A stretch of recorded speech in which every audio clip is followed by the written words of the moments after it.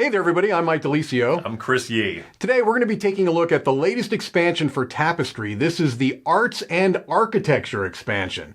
I'm not going to do a traditional overview, being this is a expansion, so we'll head over the table. I'll kind of just show you the different components that are in the game and briefly discuss how they change up to kind of the core rules, and we'll come back here and let you know what we think.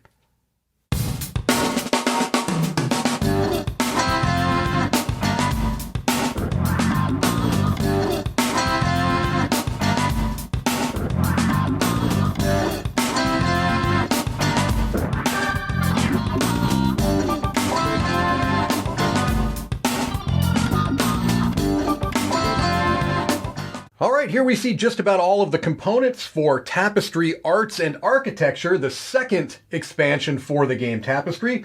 This being the second expansion, I'm not going to spend really any time discussing how Tapestry plays. This is going to be working on an assumption that you have a general understanding of Tapestry. If you don't, I'll go ahead and link the review for the base game of Tapestry in the description area of this video, so you can check that out. Generally speaking, what this is going to do is add more of what you already are familiar with in the game of Tapestry. So you've got some new civilizations here. You've got the gamblers, you've got the urban planners, the collectors, relentless, and the renegades. You can mix these in with any of the civilizations from the base game. Also, you can mix in any from the first expansion, so you can just make those part of the regular rotation in the game of Tapestry. Here, you've got advanced capital city mats. And so the way that they describe this is that if you want to play with those advanced mats, you can give them to the player during the setup, and they can replace whatever they had previously selected as their capital city with that advanced mat. And that way you can kind of decide if it works well with your civilization or not. With them being advanced, they're going to play out slightly different than some of the capital city mats that maybe you've seen in the past. A little bit more challenging, some interesting things going on here. You've got the canyon and you've got the swamp, and I'm not really going into a lot of detail. I'm just kind of showing these off for you. The archipelago, the mesa. This one specifically says that landmarks cannot extend outside of your city grid, so that it works differently than most times in these capital city maps. You've got the cavern here. You've got Cloud City, where in this particular case, the white areas are the clouds, and that's if you fill those in, then you would get a resource as a bonus. But they also have a thing where at the beginning of income turns 2 to 5, you can move up to 2 invoice buildings individually from an incomplete district to a different district. So you can see they work a little bit differently than some of the more standard capital city mats that you may have seen in the past. You also have new tech cards that are included within the game. And in many of the cases, these are cards that will allow you to put landmarks on top of them. And they'll say that specifically. They have some new abilities that are potentially new with this expansion, but they describe it clearly in the rule book. This is another landmark card. So you can just see more tech that you can go ahead and shuffle right in to the base game of Tapestry. Also, there are new Tapestry cards that you can add into the game of Tapestry as well. They do have the little symbols to notate down here at the bottom AA, so if you ever wanted to remove them out of the base game later on, you could do so. But different kinds of Tapestry cards that maybe work with the new arts track, which I'm going to talk about in a moment. New cards that allow you to place income buildings and landmarks on them. You had maybe seen that earlier with the first expansion, but they can kind of continue that here. So new Tapestry cards that you can go ahead and add right into the base game, whether you've got the first expansion in there or not. Also new landmark cards that are starting buildings that you can get. That was introduced in the Plans and Ploys, the first expansion, and they continue with that here. And we've got 5 new landmark cards that you can add into the game as well. Speaking of landmarks, you might see here some more of those beautiful minis, landmark buildings that have been a hallmark of the game from the beginning. We've got new hallmark minis there. All right. Landmark, I should say, not Hallmark. All right. And these are kind of interesting in that they tie into other Stonemaier games. We also have a new science die here. It's a 20-sided die, which is changing it up. And it also includes the arts track, which I'm going to talk about here in a moment. Let's just kind of scoot these things up, get them more centrally located.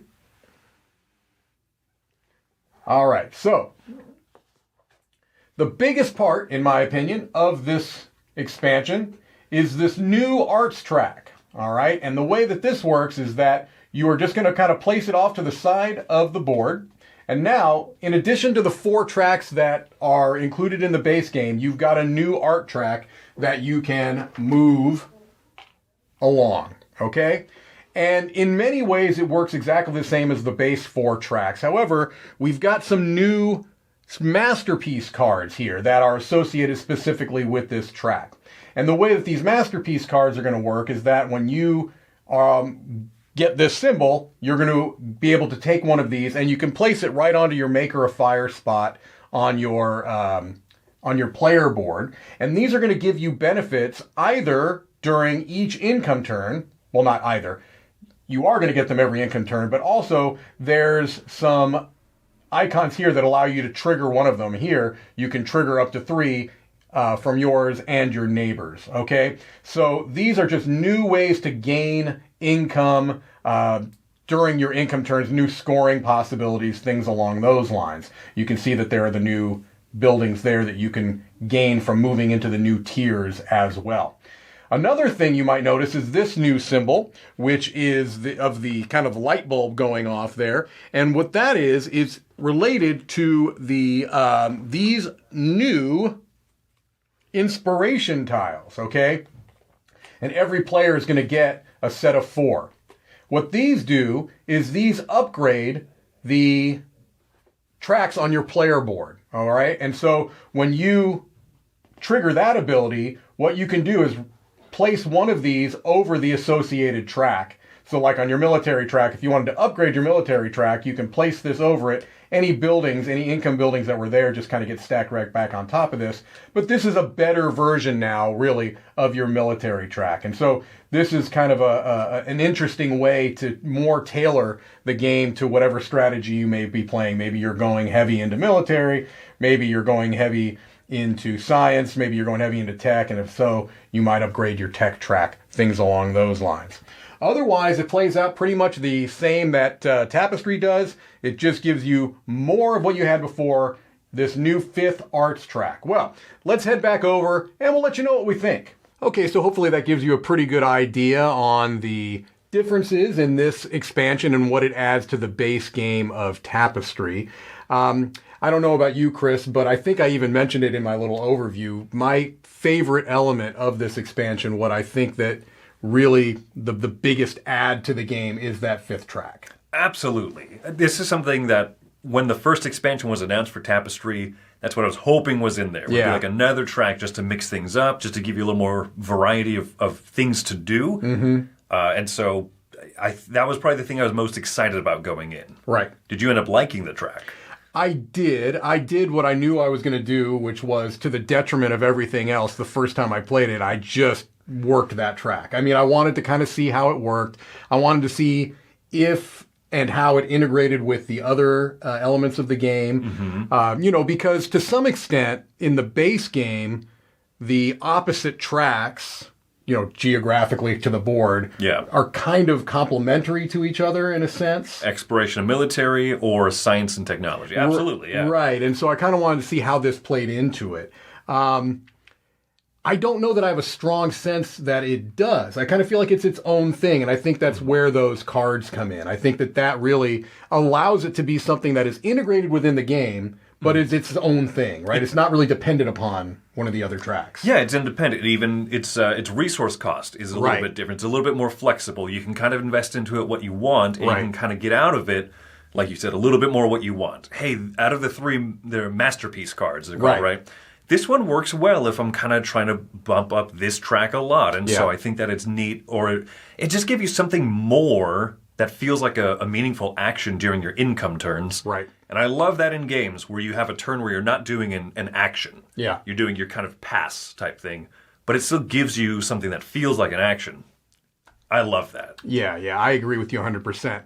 So that is probably the biggest add to the game. So some other things, just new Tapestry cards, new tech cards, new landmark cards, which was something that the Plans employs the first expansion added. So even if you don't have that first expansion and you want to incorporate that idea of having starting buildings, you can do that with just this expansion. Which is great. Right. And so this has that thing that I tend to like in expansions where more of what you like already. So it has that to it.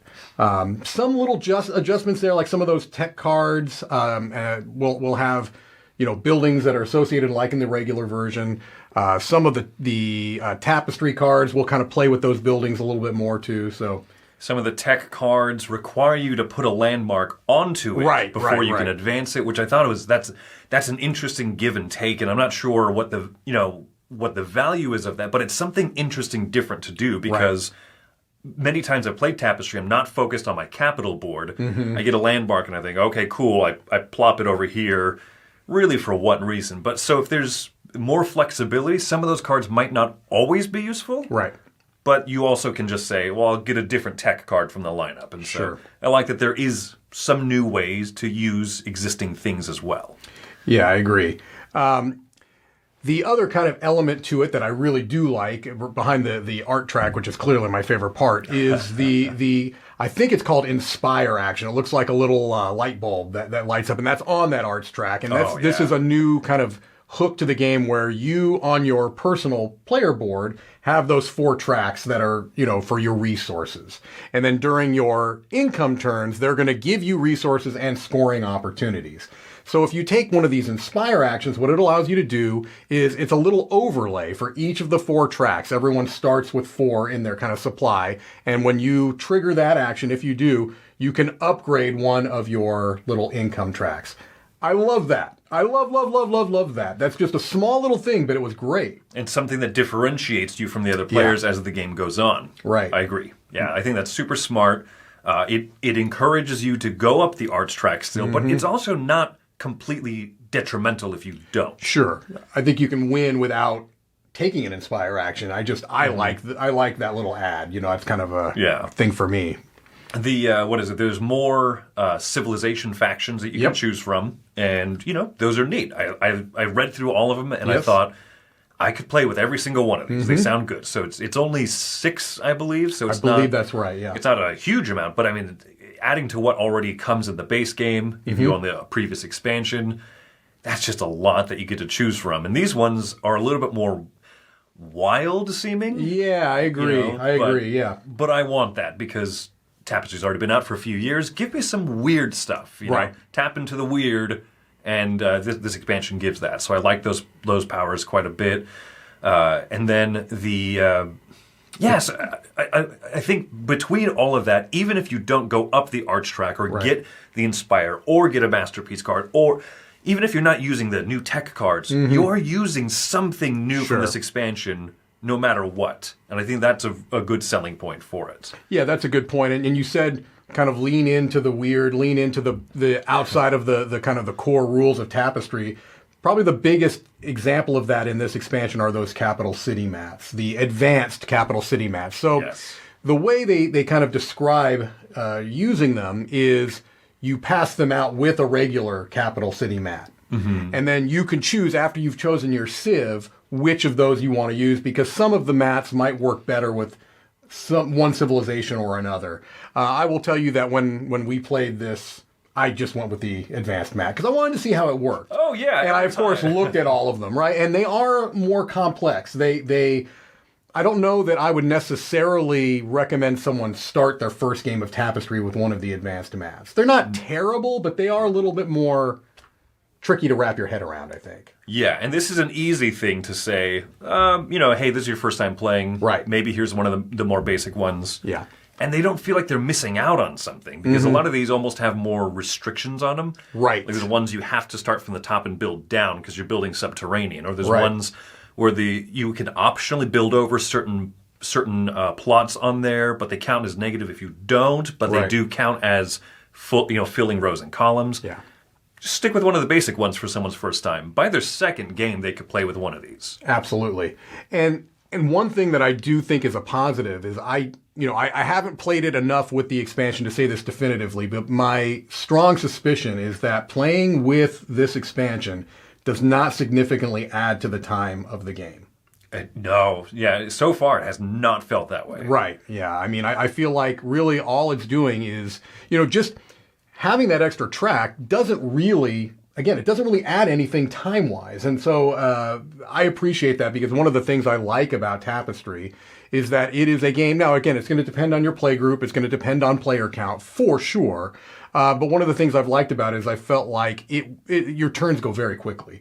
Yeah. Other than income turns. Income turns still can be, 2-3 times as long as an advancement turn. But it's a relatively snappy game. I mean, you usually are knowing what you want to do. By the time it comes back around to you, you have a pretty good idea of what you want to do. This doesn't really affect that, I don't think, this expansion. Yeah, it just adds, like you said, to the income turns, because you have those masterpiece cards. Never leave home without it cards. That give you a little bit extra during income. But I'm fine with that. Someone wants to be able to put out a building and get a few extra resources during income. Awesome. If it means everyone's having more fun, I think it adds almost no time. Right. So, anything that you were not terribly excited about in this that you can think of offhand? Not really. I mean, I think it's going to be hit or miss whether you like that the new buildings are homages. Yes, we didn't mention that. I don't think I even mentioned that. Maybe I mentioned it in the overview. I don't remember. Right. Clearly, there's a pumpkin building. Oh, there's a Charterstone. Right. Oh, there's a vineyard villa, right? Mm-hmm. You see where we're going. Right. And I don't know if this is leading into a little bit of that silly, kind of like with Rolling Realms. It's Yes. very meta. And I think some people instantly look at that and say, I don't know about this. Mm-hmm. But I don't mind it. It's not in your face. Yeah. So, otherwise, I think I don't really have complaints. Yeah. The only thing I can think of offhand is that I don't love having an extra box. The plans employees, I was able to get into the base box. Okay. This, with the new buildings, I'm not getting it into the base box. Now, will they eventually add a big box edition? It's already a pretty big box. Just the base game of Tapestry is not a small box. I would not be shocked if they did that, especially if they're going to have another expansion. And who knows? I mean, they seems to be still doing relatively well, so I wouldn't be shocked to see that either. It's also a game that I feel like is well suited to expandability, right? Yeah. So I don't love that. The other thing is I did feel like there were certain things that I felt like were clearly the shining stars of it. You know what I mean? And so those advanced capital city mats, they were nice, but they kind of paled in comparison to the rest of the material in there. I was like, yeah, these are okay, but I paid very little attention to those. I was like, Arch Track, new cards, these things. So I'm all about the track. People know that I love tracks. Yeah. So yeah, generally speaking, that's really the only thing I can think of offhand is that I would have loved to be able to get it all in one box, but alas, it was not to be. So it sounds like there's not a ton of complaints. No. I mean, all around. So as an expansion, I guess we should probably move into final thoughts. What do you think? Let's make it happen. What do you think? You want to go first? Sure. I kind of waffle on my score of Tapestry, the base game. Yeah. Because it has its flaws, it has its issues and everything. But as an expansion, this is a 9 for me. Whoa! Because this is everything that I wanted in a Tapestry expansion. More capital cities. The fact that they're advanced and you don't have to play with them. I think that's a smart touch, right? Instead of just, hey, here's 6 more that are almost the same thing. No, weird and different. Great. Player powers, weird and different. Fantastic. But that extra track is really where it's at for me. Yeah. I think this is everything that the first expansion should have been. And I would even say if people say, oh, which one should I purchase first? Not even a question. No. This one. 100%. Yeah. It's interesting. I thought that I'd be coming in higher than you. I'm also at a 9. Oh, really? Yeah. Now, I went back and I checked my Plans Employees review, and I gave that an 8. And I thought that it did what I tend to like in expansions. I've mentioned this already, which is give me more of what I already like. Don't change the game that I like. So, that being said, if you did not like Tapestry as a base game, this will absolutely not change your mind. No. Not even a little bit. If you were one of those people that felt like it was, that the balance issues was too much for you, it's not going to change your mind. That was not a problem for me. That's a longer discussion than what we're going to be talking about here. But I feel like this gives me more of what I like, and that fifth track is everything. I love it. And if I teach this to new players, while I may, recommend against the advanced Capital City maps, I have no problem with adding this expansion for their first play. If you can handle 4 tracks, you can handle 5 tracks. It's not, it's not a huge cognitive load. Those extra Tapestry cards are not that out of the realm of what you already are doing in the game. So I just really think this is a fantastic expansion. It gives me everything that I'm looking for in expansion. And like you said, it's one of those things where if you're going to ask me which expansion, if I'm going to only get one, it's not even a question. You're going to go with this one every time. All right. Well, there you have it. That is Tapestry Arts and Architecture, the second expansion for Tapestry. I'm Mike DiLisio. I'm Chris Yi. Normally I say, this is Mike DiLisio signing off from Dice Tower headquarters. So are we both signing off from Dice Tower headquarters? I guess so. Let's sign off. On the count of 3, we're going to duck under the table. 1, 2, 3.